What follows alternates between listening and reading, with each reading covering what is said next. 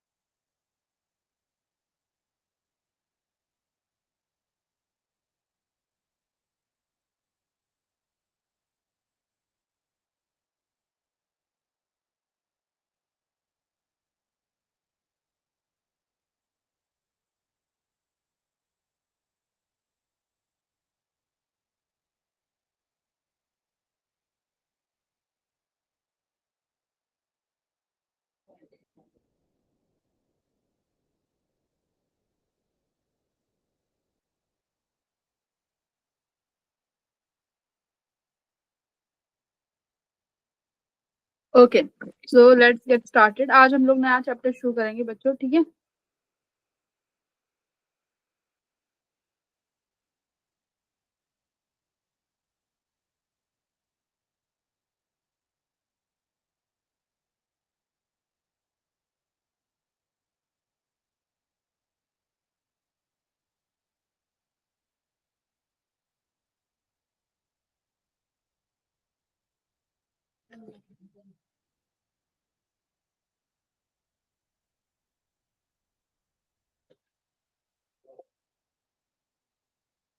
कोई है तुम में से?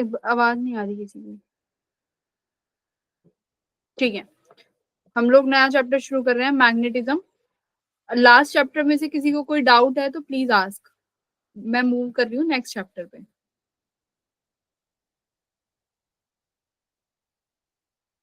ठीक है, तो मैग्नेटिज्म में क्या फर्क है बच्चों? मैग्नेटिज्म और इलेक्ट्रिक फील्ड में क्या फर्क होता है बताओ। कैसे प्रोड्यूस होती है, कुछ आइडिया है बेसिक? कोई बताना चाहेगा?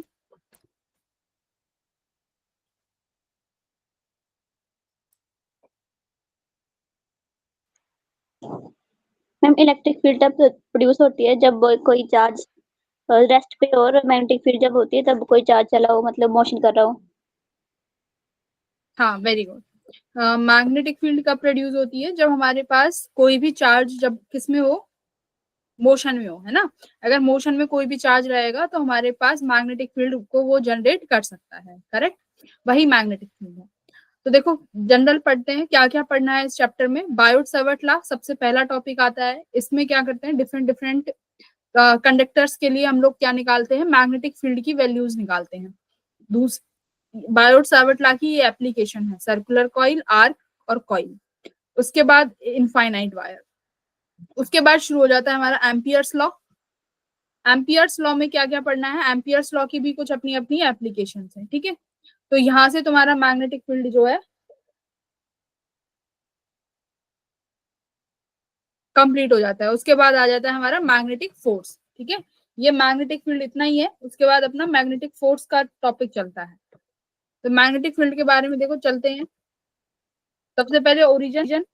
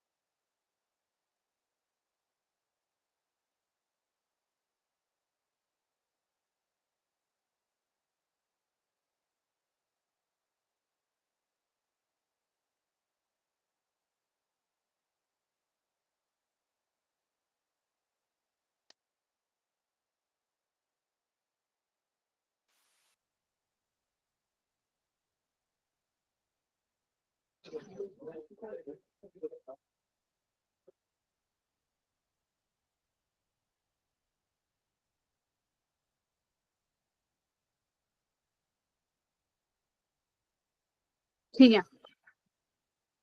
तो देखो क्या कह रहा है, जब स्टैटिक चार्ज रहेगा तो सिर्फ और सिर्फ इलेक्ट्रिक फील्ड प्रोड्यूस होगा।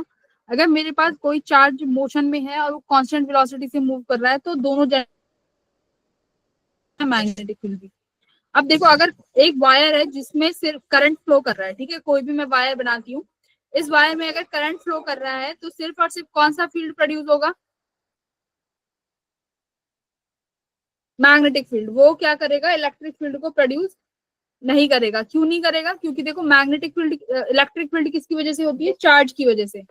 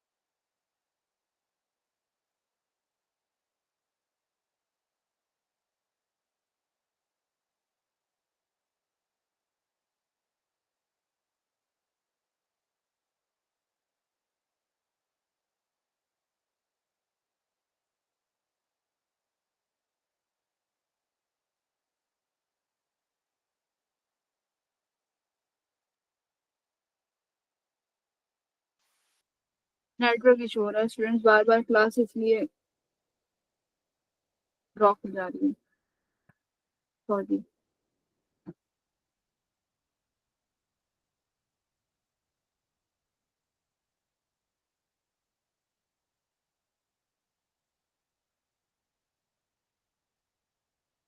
ठीक है, तो देखो, अगर कोई भी करंट कैरिंग वायर है, करंट कैरिंग वायर में सिर्फ और सिर्फ मैग्नेटिक फील्ड रहेगा, इलेक्ट्रिक फील्ड नहीं रहेगा। क्यों? क्योंकि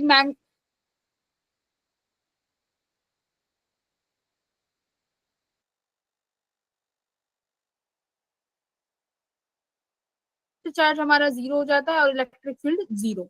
इसलिए सिर्फ अगर हमारे पास कोई ऐसा कंडक्टर है जिसमें करंट फ्लो कर रहा है तो उसमें सिर्फ और सिर्फ मैग्नेटिक फील्ड मिलेगी। अगर कोई भी चार्ज पार्टिकल में एक्सिलरेट करा देती हूँ, मतलब उसकी वेलोसिटी टाइम के साथ चेंज हो रही है, एक्सिलरेशन है, तो क्या प्रोड्यूस होती है? EM waves. तो सिर्फ और सिर्फ ईएम वेव्स प्रोड्यूस होंगी।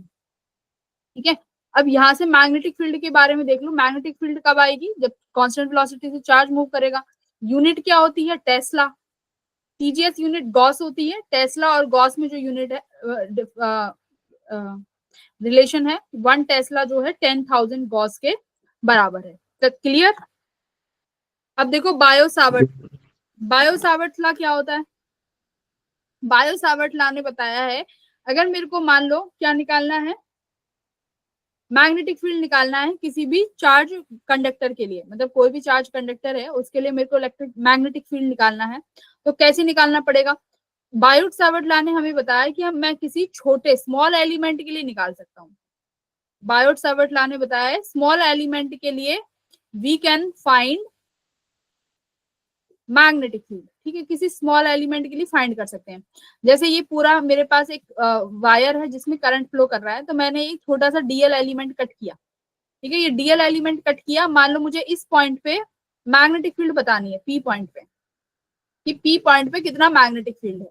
तो सबसे पहले देखो क्या करेंगे, डीएल जो एलिमेंट है यहाँ से एंगल बनाएंगे कि कितने एंगल पे निकालनी है।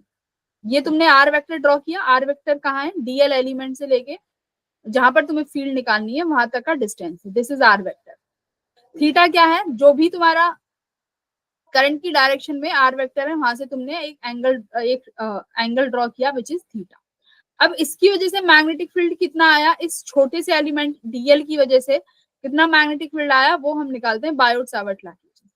बायोट सावर्ट लॉ सीधा एक फॉर्मूला देता है, कोई डेरिवेशन नहीं है इसकी, डायरेक्ट फॉर्मूला दिया है इन्होंने। डीबी बच्चों बराबर होता है, इन्होंने बोला म्यू नॉट अपॉन 4 पाई। म्यू नॉट अपॉन 4 पाई क्या है, कांस्टेंट है, ठीक है, कांस्टेंट। जैसे इलेक्ट्रिक फील्ड में क्या होता था, के था ना, के कांस्टेंट था, के बराबर था 1/4 पाई एप्सिलॉन नॉट के, करेक्ट। तो वहां पर ये कांस्टेंट था, और मैग्नेटिक फील्ड में mu naught upon 4 pi epsilon naught I dl cross R vector upon R cube. Clear. ये क्या है, डीबी वेक्टर। ये मैग्नेटिक फील्ड आई है वेक्टर में।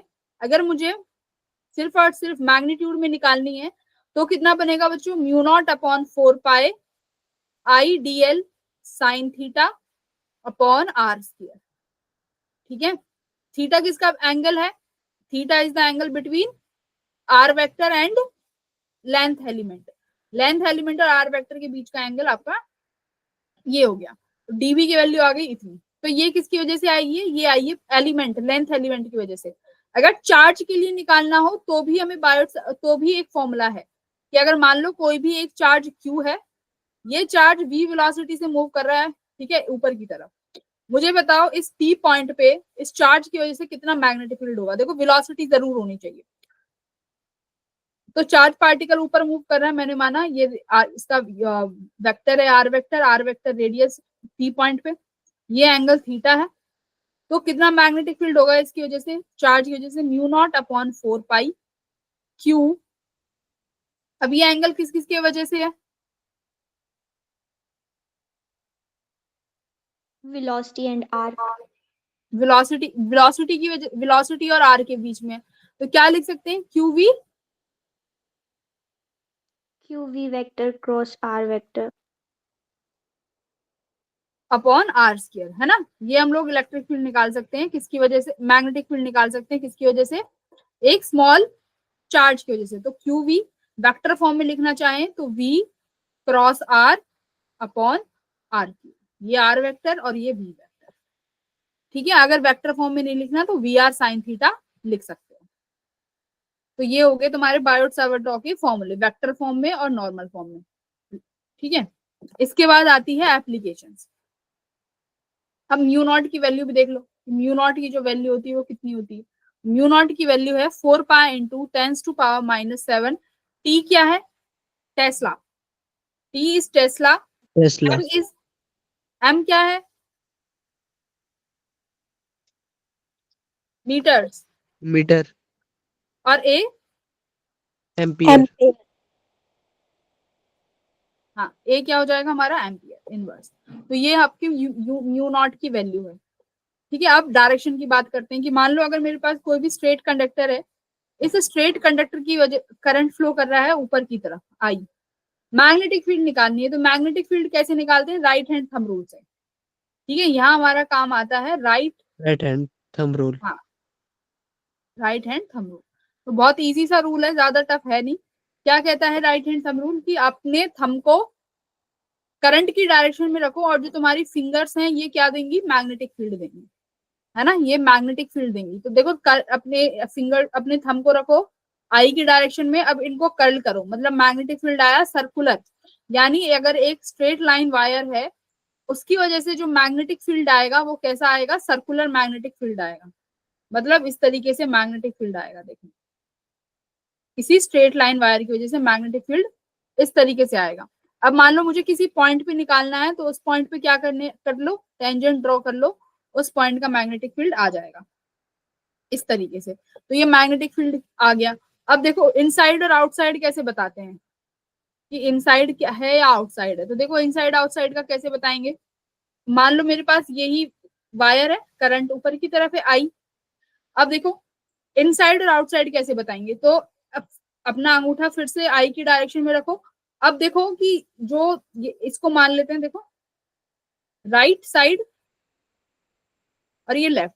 ठीक है, अब राइट साइड में देखो, मैं राइट साइड में जब फिंगर्स को रखूंगी तो ये मेरी जो फिंगर्स है ये कहाँ जा रही है, इनवर्ड्स। देखो इनवर्ड्स की तरफ जा रही है ना, बेंड कहाँ हो रही है, अंदर की तरफ। तो राइट साइड की तरफ अगर मुझे मैग्नेटिक फील्ड लिखना है तो मैं कैसे लिखूंगी, इनवर्ड्स यानी क्रॉस, करेक्ट। देखो अंदर की तरफ जा रही है ना फिंगर्स। अब जब लेफ्ट की तरफ आओगे तो लेफ्ट में आओगे तो फिंगर कहाँ आ रही है, आउटवर्ड्स, करेक्ट। तो लेफ्ट में जो मेरी मैग्नेटिक फील्ड है वो कहाँ है बच्चों, आउटवर्ड्स।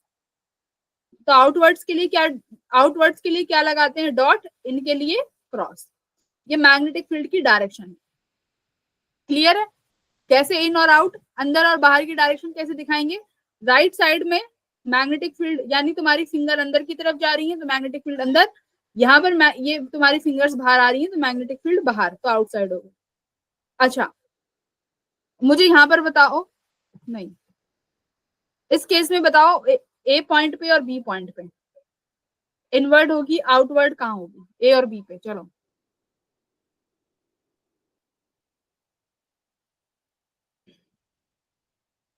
ए पे इन है या आउट है?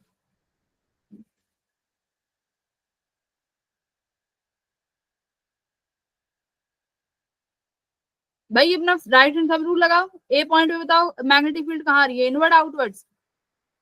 Inward. हाँ, आउटवर्ड। Inward. ए पे कुछ इन कह रहे हैं, कुछ आउट। तो देखो यहाँ पे रखो, अब ऊपर की तरफ देखो, फिंगर्स कहाँ आ रही है, बाहर की तरफ आ रही है ना, फिंगर्स बाहर की तरफ आ रही है, तो ए पे कहाँ आएगी, आउटवर्ड्स। Yes ma'am. अब बी पे देखो, फिंगर्स ए से ऊपर की तरफ आई और बी में अंदर की तरफ बेंड हो रही है। बी में देखो, अपने हाथ को रखो, इस तरीके से बेंड हो रही होंगी अंदर की तरफ, ठीक है, ऐसे। तो ये बेंड हो रही है मतलब अंदर की तरफ कहाँ है, इनवर्ड्स, बी की तरफ जो है मैग्नेटिक फील्ड है इनवर्ड्स। तो इस तरीके से हम लोग डायरेक्शंस निकाल सकते हैं इनवर्ड और आउटवर्ड्स। उसके बाद आती है एप्लीकेशन कि बायोट सावर्ट लॉ से हम लोग किस किस चार्ज मतलब किस किस कंडक्टर की वजह से फील्ड निकाल सकते हैं। तो सबसे पहला आता है स्ट्रेट लाइन, है ना, कि स्ट्रेट लाइन की वजह से बताओ किसी भी पॉइंट पर अगर मुझे फील्ड निकालनी है, मैग्नेटिक फील्ड, तो क्या फॉर्मूला होता है? तो सीधा सा एक आसान सा फॉर्मूला है इसका, बहुत आसान सा। क्या है, देखो ये तुम्हारी वायर है जिसमें आई करंट फ्लो कर रहा है ऊपर की तरफ। इस पॉइंट पर, पी पॉइंट पर आपको मैग्नेटिक फील्ड निकालनी है। तो क्या करना है, ये जो वायर के एंड पॉइंट्स है ये मिला दो जिस पॉइंट पे फील्ड निकालनी है। ये जो एंगल्स हैं, ये जैसे यहाँ पे लिखे हुए हैं अल्फा एंड बीटा, तो इस पॉइंट पे मैग्नेटिक फील्ड किसके बराबर होगी, देखो mu naught upon 4 pi D. हमेशा याद रखना डी परपेंडिकुलर डिस्टेंस है, ये वाली जो जैसे इलेक्ट्रिक फील्ड वाला था ना, सेम वही है। डी जो है ये परपेंडिकुलर डिस्टेंस होगी, ये एंगल है sign alpha plus sine beta. Alpha और बीटा कैसे है, क्लॉकवाइज डायरेक्शन और एंटी क्लॉकवाइज डायरेक्शन। तो अल्फा देखो ऊपर की तरफ है क्लॉक, बीटा यहाँ से जा रहा है, तो बीटा किस डायरेक्शन में है, एंटी क्लॉकवाइज डायरेक्शन। तो ये अपोजिट डायरेक्शंस में है। तो हमारे पास फॉर्मूला क्या हुआ, mu naught upon 4 pi D sine alpha plus sine beta. Clear, mu naught upon 4 pi D sine alpha plus sine beta. ये फॉर्मूला आया है आपका स्ट्रेट वायर की वजह से।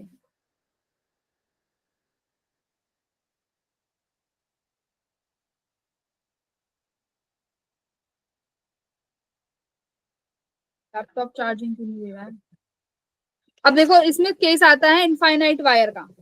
अगर मान लो वही वायर जो है इनफाइनाइट हो जाती है, तो उस इनफाइनाइट वायर की वजह से कितना मैग्नेटिक फील्ड बनेगा। तो इनफाइनाइट की वजह से कितना बनेगा, एंगल्स कितने बनेंगे, देखो फॉर्मूला क्या आता है, sign alpha plus sine beta. Correct. अगर मेरी ये वायर इनफाइनाइट हो जाती है, अल्फा और बीटा कितने बनने, अल्फा और बीटा कितना हो जाता है, 90 डिग्री।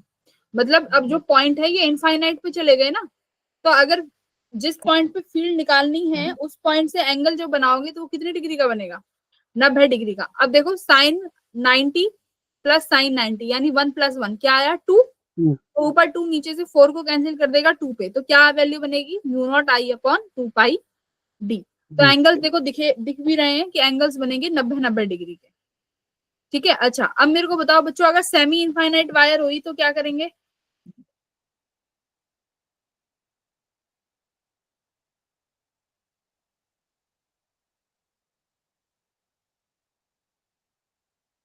सेमी इनफाइनाइट वायर में कैसे निकालेंगे, सेमी इनफाइनाइट में क्या एंगल बनेंगे, एंगल को हाफ कर देंगे। मैम 45 नहीं डिग्री। नहीं, सेमी इनफाइन हमेशा देखो एंगल कहाँ से, हमेशा एंगल दोनों जगह से लेने हैं। मतलब एक एक ऊपर 90 से एंगल, डिग्री होगा और एक अल्फा ले सकते हैं हम दूसरा एंगल। देखो सेमी इनफाइनाइट वायर समझो, सेमी इनफाइनाइट वायर क्या होती है, देखो पहले तो ये देखो, जो ये पॉइंट है ना, ये हमेशा जिस फील्ड जिस पर तुम्हें फील्ड निकालनी है वो हमेशा परपेंडिकुलर डिस्टेंस होगा। इस पॉइंट को हमेशा वायर के दोनों एंडों से जोड़ा जाएगा और फिर ये एंगल अल्फा और बीटा जो है ये एंटी क्लॉकवाइज बनेंगे, तब ये तुमने निकाला है कि ये 90-90 डिग्री हो जाएगा, क्योंकि ये इतनी दूर चला जाएगा इनफाइनाइट पे कि ये पॉइंट देखो एकदम इस पे कैसा बनता चला, ये एंगल एकदम सीधा होता चला जाएगा, 90 डिग्री का बन जाएगा। अब सेमी इनफाइनाइट का मतलब क्या है कि ये वायर जो है यहां से एक तरफ से इनफाइनाइट है, सेमी इनफाइनाइट है ना, मतलब एक तरफ से इंफिनिटी है। अब मान लो मैं कह रही हूँ यहाँ पर पॉइंट पी है, ठीक है, जहां पर तुम्हें फील्ड निकालनी है, तो मैंने क्या बोला, दोनों एंड्स को मिलाना पड़ेगा, तो एक एंड मिला दिया।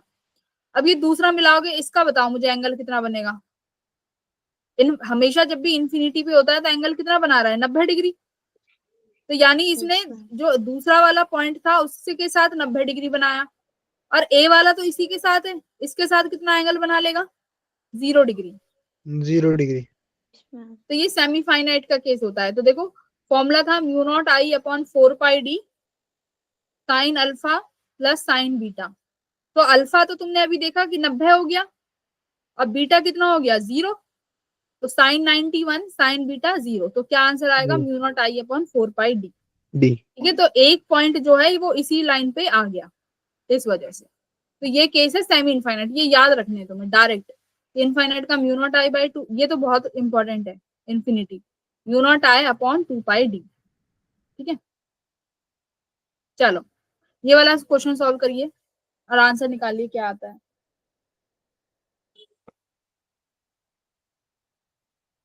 करिए इसको।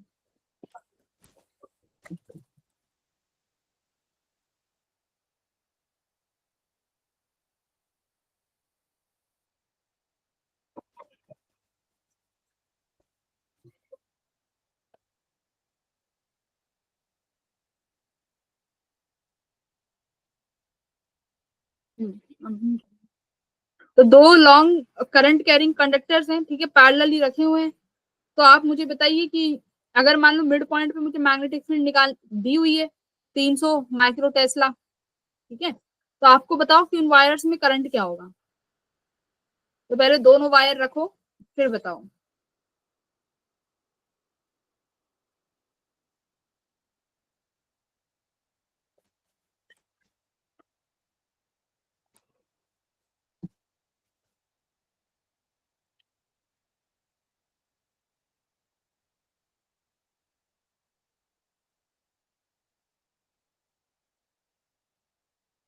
लैपटॉप बड़ी दिक्कत आ रही है चार्ज करने में।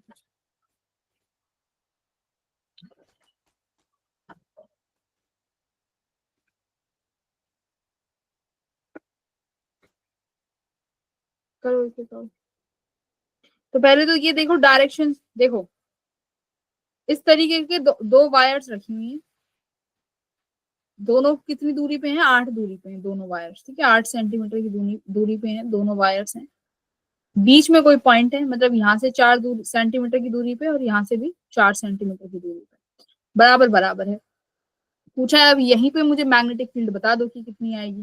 तो देखो अब एक चीज बताओ, अगर दोनों में, पहली बात तो ये देखो, अगर दोनों सेम डायरेक्शन में है तो बीच में जो मैग्नेटिक फील्ड है वो देखो, पहली बात तो ए वायर है, जो ए वायर में करंट ऊपर की तरफ है, मान लेते हैं, मैं मान के चल रही हूँ कि ए वायर में भी ऊपर की तरफ है। तो जो ये पॉइंट बीच वाला है, मिड पॉइंट सी पॉइंट, यहाँ पर फील्ड कैसे आ रही है, अंदर की तरफ, ठीक है। अब बी वाला देखो, बी की वजह से आ रही है आउटवर्ड्स, बी की वजह से आउटवर्ड्स आ रही है, मतलब दोनों नेट फील्ड क्या हो जाएंगी भाई, 0 हो जाएंगी, क्योंकि क्या बोला है, इक्वल करंट है। फॉर्मूला क्या होता है, लॉन्ग वायर की वजह से अभी निकाला है, mu naught I upon 2 pi D, D. यानी सिर्फ आई की वैल्यू पे और डी की वैल्यू पे डिपेंड करेगा। अब देखो दोनों वायर्स में आई सेम है और डी भी सेम है, और मैग्नेटिक फील्ड जो आई है अपोजिट आई है, मतलब नेट जब निकालोगे तो माइनस करके निकालोगे, बी ए माइनस बी, तो मतलब नेट ये तो 0 हो गई, इसका मतलब करंट अपोजिट डायरेक्शन में है, तभी तो ऐड करोगे। बी नेट दी हुई है 300, अब दोनों की वजह से निकाल के ऐड कर दो तो कितनी आएगी, 2 mu naught I upon 2 pi D. आई और डी की वैल्यू है ही 4 सेंटीमीटर, करंट निकालना है। चलो इसका आंसर निकालो। फाइनली?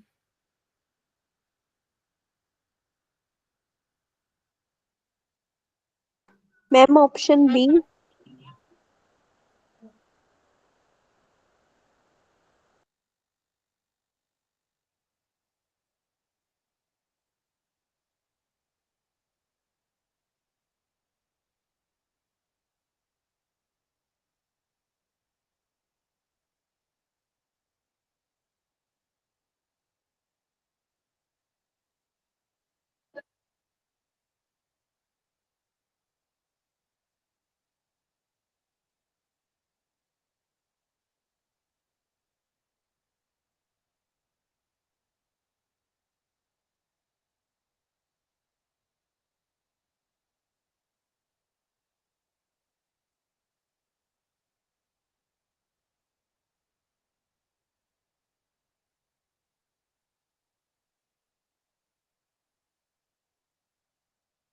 Ma'am option B.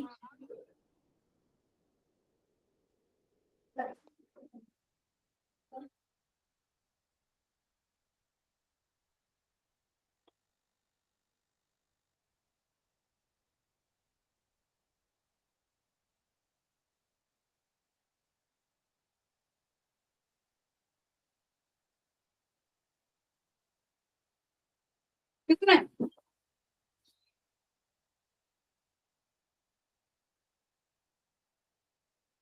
ठीक है, तो सही ऑप्शन क्या है इसका? बी। हाँ, very good, B option is correct. इसे सॉल्व करो।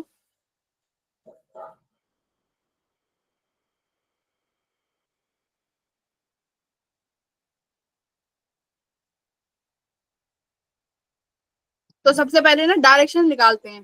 क्यों? अगर पी पॉइंट पे दोनों वायर्स की वजह से डायरेक्शन अलग अलग आई, मतलब नेट माइनस करके निकलेगा। अगर डायरेक्शन सेम आ गई मतलब नेट ऐड करके निकलेगा, राइट?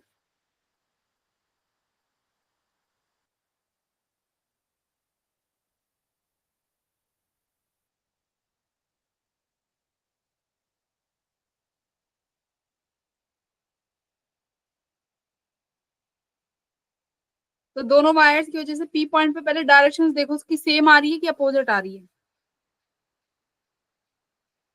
Ma'am opposite.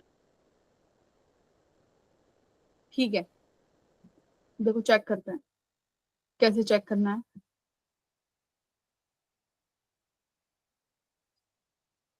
तो पहले देखते हैं जो कि जो कि वर्टिकल वायर है। ठीक है, वर्टिकल डायरेक्शन में ऊपर करंट पी पॉइंट पे आ रहा है, इनवर्ड्स है ना, इनवर्ड्स आया। अब जो है हॉरिजॉन्टल की तरफ से देखते हैं, उसकी वजह से आउटवर्ड आया, मतलब माइनस होके निकलेगा। इतना तो क्लियर है। अब देख लो मैग्नीट्यूड। मैग्नीट्यूड देखो कैसा आ रहा है। फॉर्मूला क्या होता है लॉन्ग वायर के लिए? Mu naught I upon 2 pi D. तो देखो डिस्टेंस आई की वैल्यू तो सेम है, और डी क्या होता है? Perpendicular distance. अब देखो परपेंडिकुलर डिस्टेंस सेम है कि अलग अलग है?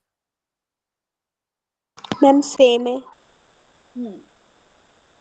तो आंसर क्या बनेगा?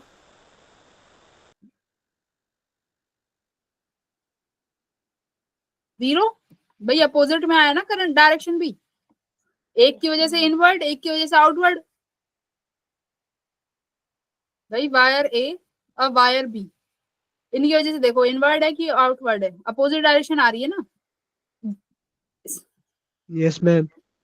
ये वाली जो वायर है इसकी वजह से इनवर्ड है, ठीक है, और जो हॉरिजॉन्टल है इसकी वजह से आउटवर्ड है। तो मतलब नेट निकलेगा माइनस करके, B1 माइनस B2। अब दोनों की direction mu naught I upon 2 pi D. Value आई की सेम, डिस्टेंस इसका देखो परपेंडिकुलर डिस्टेंस लेते हैं, तो इसके लिए परपेंडिकुलर ये और इसके लिए परपेंडिकुलर ये, तो दोनों को माइनस कर दोगे तो नेट जीरो। तो ये ऑप्शन इज करेक्ट। ठीक है, अब देखते हैं magnetic field due to circular wire, कि सर्कुलर वायर की वजह से क्या फॉर्मूला आता है। तो सर्कुलर वायर में क्या कहते हैं, देखो अब पहले तो डायरेक्शन देख लो कैसे निकालेंगे करंट मैग्नेटिक फील्ड की। तो जब सर्कुलर वायर लेते हैं तो अब भी राइट हैंड थंब रूल का यूज करते हैं, बट अब की बार तुम्हारा करंट कहाँ पर आ गया? फिंगर्स में, क्योंकि अब करंट रोटेशन उसमें है ना, सर्कल में। तो अब की बार जो फिंगर्स हैं उनको करंट की डायरेक्शन में रखो, thumb will give you magnetic field की डायरेक्शन। ठीक है, थंब जो है मैग्नेटिक फील्ड की डायरेक्शन दे देगा। ठीक है भाई, अब कैसे निकालें? हमारे पास तो ले दे के एक बायो सावर्ट लॉ है, उससे ही निकालेंगे। तो फॉर्मूला क्या था? dB equals to mu naught I dl sine theta upon R square, ये फॉर्मूला था। अब देखो कि अब अगर मैं छोटा सा dl एलिमेंट करूं, कट करूं, और I इस डायरेक्शन में है, तो I और dl की वजह से देखो, जो ये I और dl है, लेंथ एलिमेंट है छोटू सा, ये लेंथ एलिमेंट का और I की का जो एंगल बनेगा, ये कितना बन रहा है आपस में? 90 डिग्री। ठीक है, ये 90 डिग्री बनेगा, तो साइन 91 हो गया। तो mu naught I dl upon R square. अब देखो ये तो छोटू सा आया है, अब मुझे पूरे सर्कल की वजह से निकालना है, तो इंटीग्रेट करेंगे भाई। इंटीग्रेट करा तो कांस्टेंट टर्म म्यू नॉट आई बाहर आ गया, क्योंकि भाई हर पर्टिकुलर पॉइंट पे करंट की वैल्यू तो सेम ही रहेगी। आई बाहर आ गया, आर भी सेम रहेगा, क्योंकि भाई सर्कल में आर तो कांस्टेंट ही रहने वाला है, यानी बस डीएल जो है ये चेंज होगा। तो पूरा डीएल यानी ये पूरा लेंथ एलिमेंट कितना है बच्चों? सरकमफ्रेंस, हाँ, तो 2 पाई आर। तो देखो एक आर से आर कैंसिल हो गया, कितना वैल्यू आया? अच्छा, अपॉन 4 पाई कहाँ रह गया? फॉर्मूले में अपॉन 4 पाई भी तो रहता है। ठीक है, 4 पाई, तो ये कितना आया? 2। तो कितना वैल्यू बना? Mu naught I upon 2 R. तो पूरे सर्कल की वजह से क्या फॉर्मूला आया? Magnetic field due to circular coil, centre पे कितना आया? सेंटर पे कितनी आती है? Mu naught I by 2 R. ठीक है, तो ये सर्कल की वजह से इतनी आई।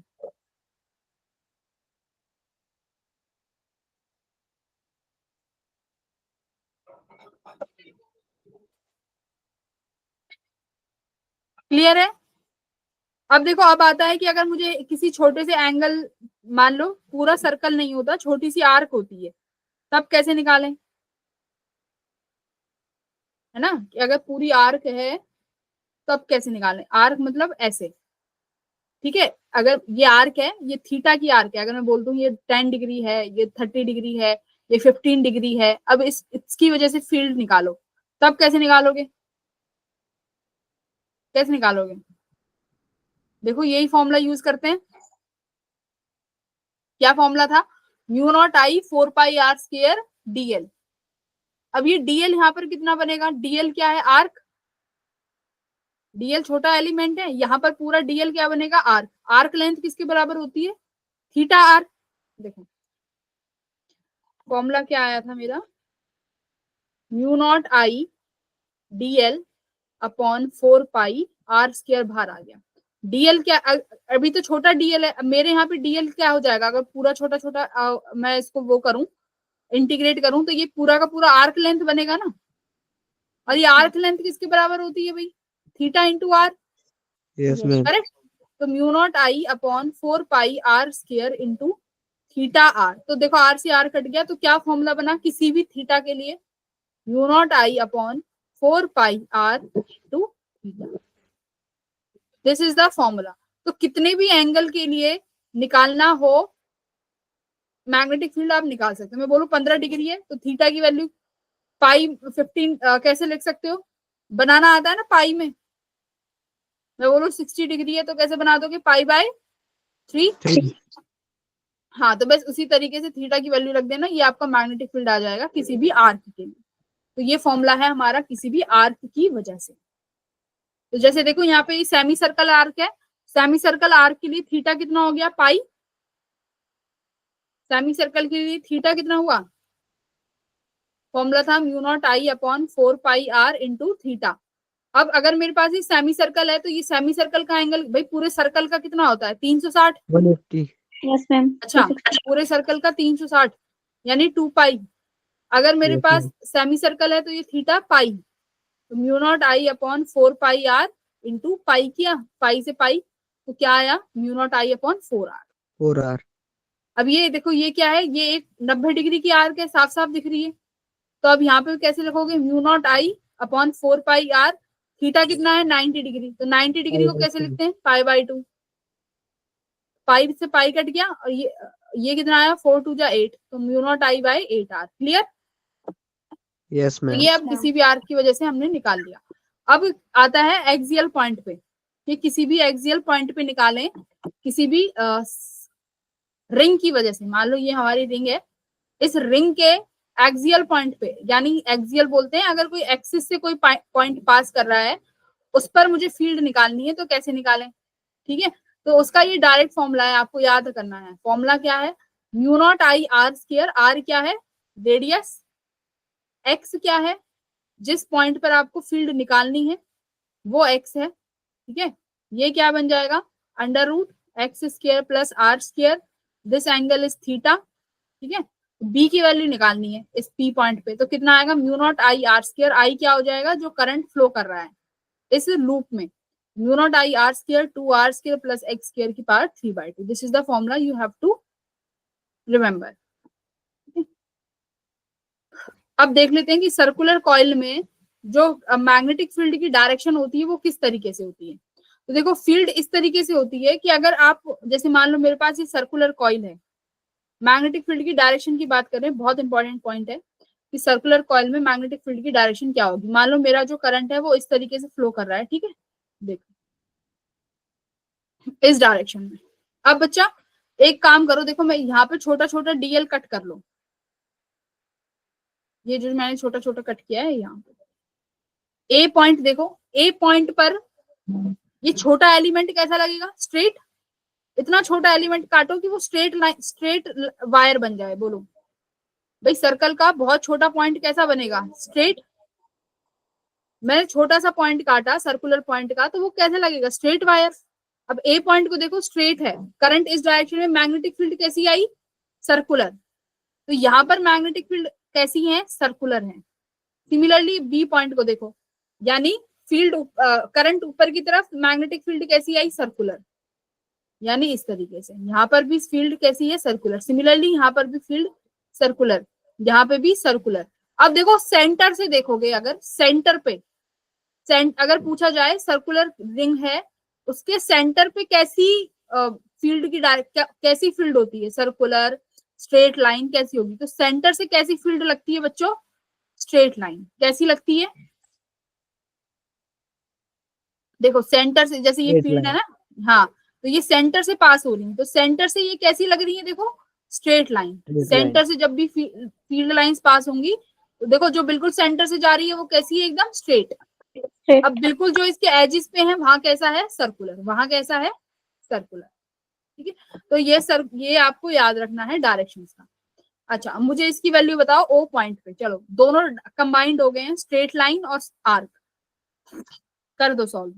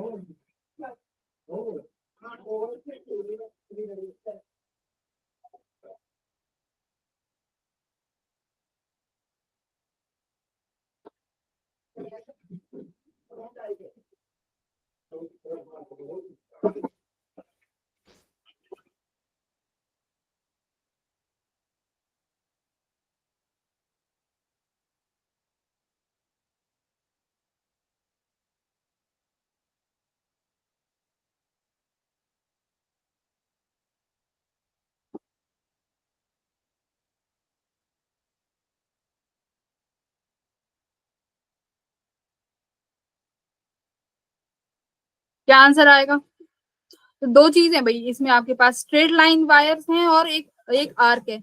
ओ पॉइंट पे फील्ड निकालनी है। इतना क्या आंसर बन रहा है बोलो? करना तो तुम्हें ही पड़ेगा, मैं नहीं बता रही।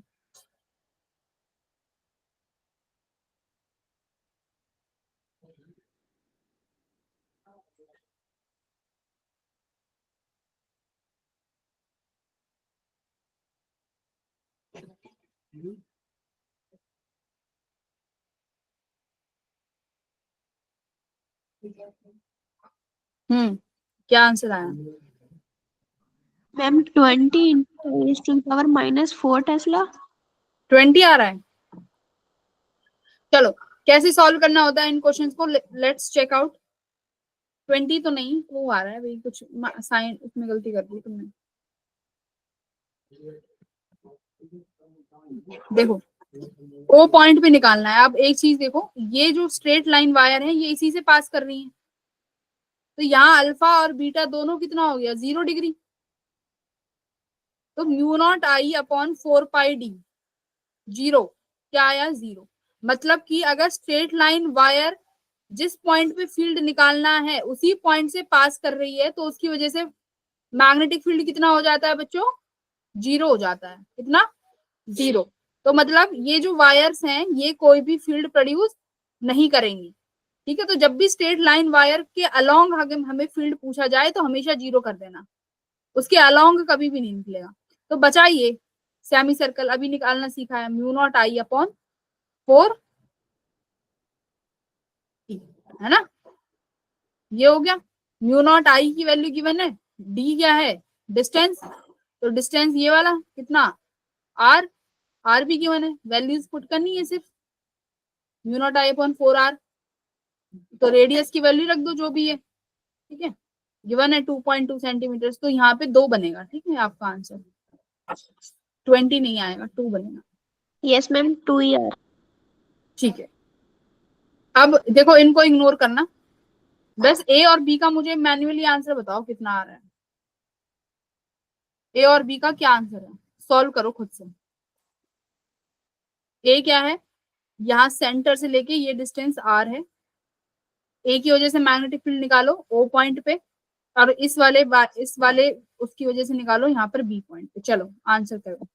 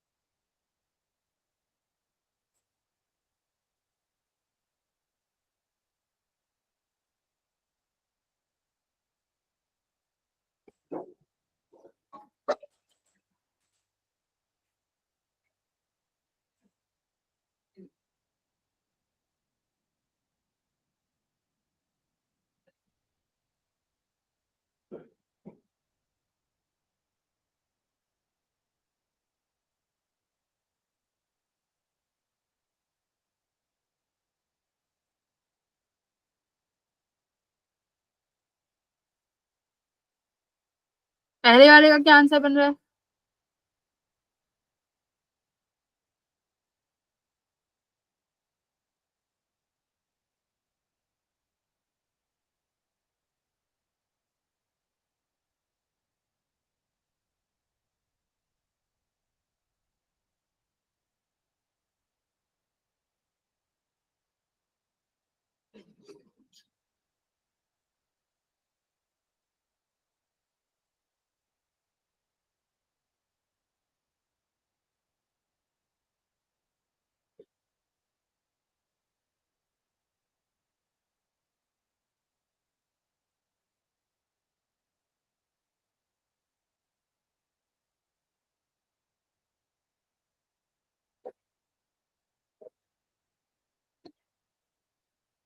इतना समय क्यों लग रहा है, स्ट्रेट वायर्स की वजह से 0 होगी कि निकलेगी कोई फील्ड।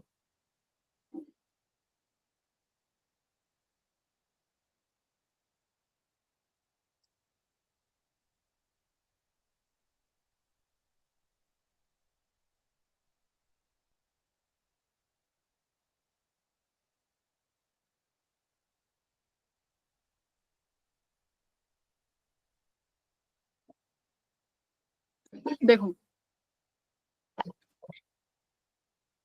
पहला क्वेश्चन कुछ इस तरीके से है,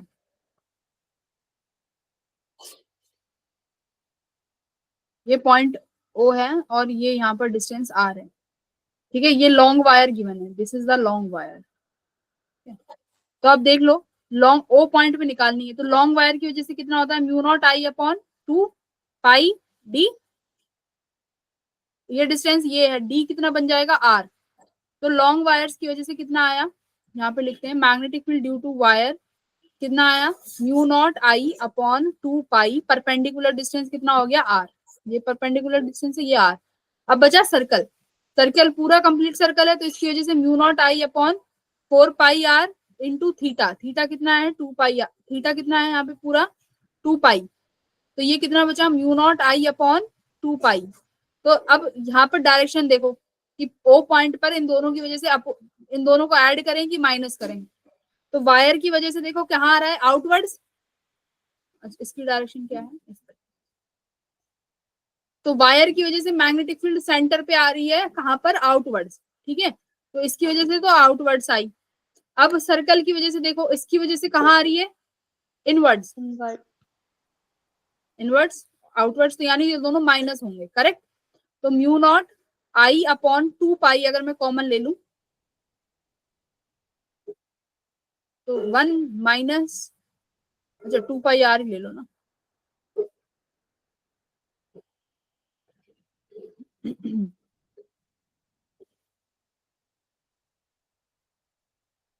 आर तो यहाँ भी बचेगा, mu naught I upon 2 pi are.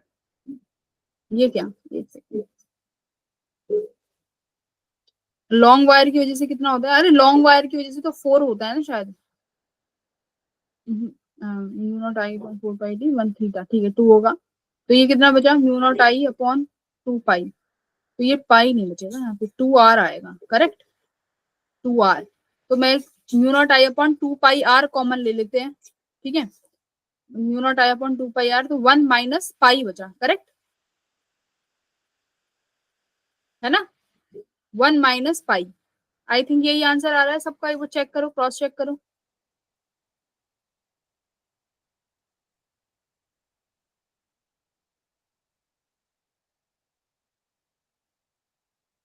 Clear है,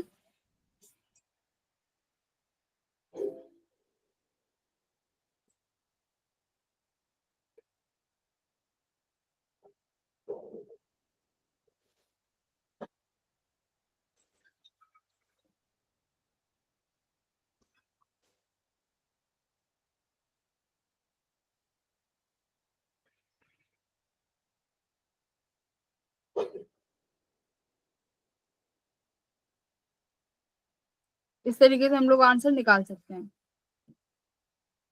अब ऐसे ही सेकंड वाला निकालो इसका,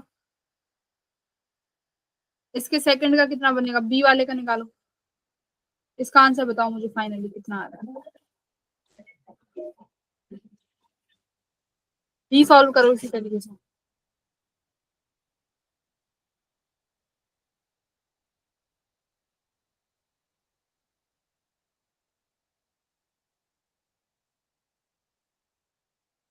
हम्म, बोलो कितना आ रहा है, बोल के बता दो।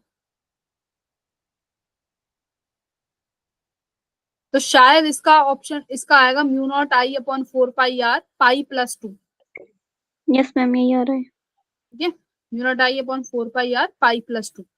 तो स्ट्रेट लाइन वायर्स की वजह से देखो कितना बनेगा, सेंटर पे निकालना है, तो एक की वजह से इनवर्ड्स, एक की वजह से आउटवर्ड्स, की वजह से कहाँ आया, जो ऊपर वाली वायर है इसकी वजह से आउटवर्ड्स, हाँ आउटवर्ड आया, इसकी वजह से भी आउटवर्ड्स, तीनों की तरफ से आउटवर्ड आया, मतलब ऐड हो जाएंगी सारी फील्ड, है ना, तो सारी फील्ड्स जो है ऐड कर देना, करेक्ट। तो चेक करें कि आ गया है आंसर। Yes ma'am. तो इसकी मैम वजह से बनेगा, देखो इसकी वजह एक वायर्स की वजह से बनेगा mu naught I upon, 2 pi D. कैसी वायर है, सेमी इनफाइनाइट है ना, सेमी की वजह से तो 4 बनता है ना, 4 पाई डी Yes, ये दूसरी वायर की वजह से भी यही बनेगा 4 पाई डी। डी का मतलब यहाँ पे आर हो जाएगा। सेमी सर्कल की वजह से mu naught I upon 4 R. ठीक है, तो ये दोनों मिलके कितना बन गया, mu naught I upon 2 pi D plus mu naught I upon 4 R. तो यहाँ से म्यू नॉट आई अपॉन क्या कॉमन ले लोगे, क्या कॉमन ले लो, mu naught I upon 4 pi R अगर कॉमन ले तो क्या बचेगा भाई, यहाँ पर 2 ऐड, यहाँ पर 2 बनाना पड़ेगा और यहाँ पर पाई, तो पाई प्लस 2 आ जाएगा। ठीक है, तो इस तरीके से तुम्हारा बी का क्या आंसर आया है, first option. Clear? yes ma'am. तो हमने आज बायो सावर्ट लॉ कंप्लीट कर लिया, कल हम लोग पढ़ेंगे एम्पियर्स लॉ ऑफ फोर्स। ठीक है, इसका आंसर चेक कर लेते हैं, एक बार रुक जाओ। Ma'am option D.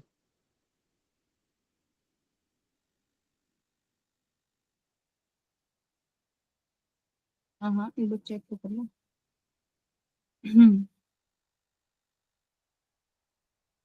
ठीक है, तो इस तरीके से हम लोगों ने ये सॉल्व कर लिया है। ठीक है, एक चीज और याद रखना बच्चों, ये वाला फॉर्मूला मैं तुम्हें यहीं पे बता देती हूँ क्या होता है, कैसे क्वेश्चन आएंगे कि हमारे पास एक लॉन्ग वायर थी जिसकी लेंथ एल थी, उस वायर में करंट आई था और इस वायर की वजह से जो मैग्नेटिक फील्ड था, देखो एक long carrying study current wire is bent into a circular loop of 1 turn. इसको हमने एक सर्कुलर वायर में बना दिया जिसकी वजह से सेंटर पर जो मैग्नेटिक फील्ड आया वो बी आया। ठीक है, अब क्या बोला, बट अब हमने इसको एन टर्न्स में, अब इस वायर को, ये एल लेंथ की वायर है, ये पहला case, first case. Second case में क्या किया, इसी वायर को जिसकी लेंथ एल है, अब की बार इसको एन टर्न्स में बना दिया। अब पूछा है, अब बताओ कि अब सेकंड केस में जो मैग्नेटिक फील्ड होगा सेंटर पे वो कितना आएगा। पहले के केस में कंपेयर करके बताना है कि जो बी डैश है पुराने फर्स्ट केस में बी के टाइम्स कितना आ जाएगा। तो तुम्हें याद रखना है ये, जब आप एन टर्म्स में किसी भी वायर को चेंज करते हो तो मैग्नेटिक फील्ड कितना आता है, एन स्क्वायर हो जाता है। यानी जितने लूप बनाओगे उसके स्क्वायर का टाइम मैग्नेटिक फील्ड आएगा पुराने के। ठीक है, तो फॉर्मूला एन स्क्वायर बी, मतलब अगर किसी एक पर्टिकुलर वायर को अगर एक सर्कुलर कॉइल में लिखोगे तो बी आएगा, अगर मान लो मैंने नंबर ऑफ कॉइल्स में लिख दिया तो एन स्क्वायर बी बनेगा।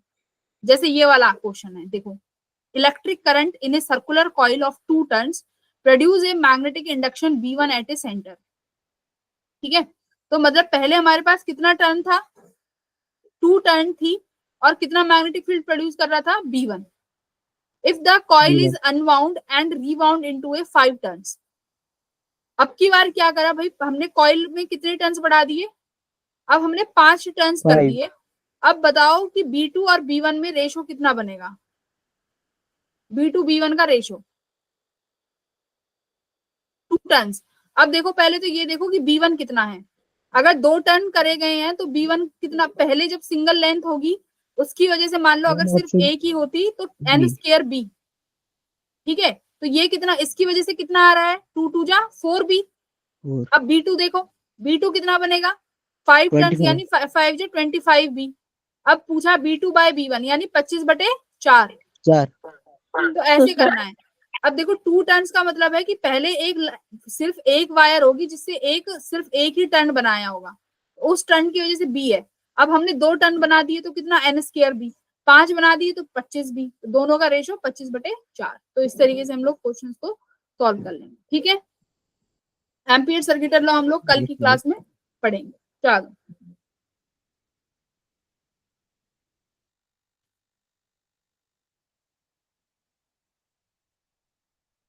Bye everyone.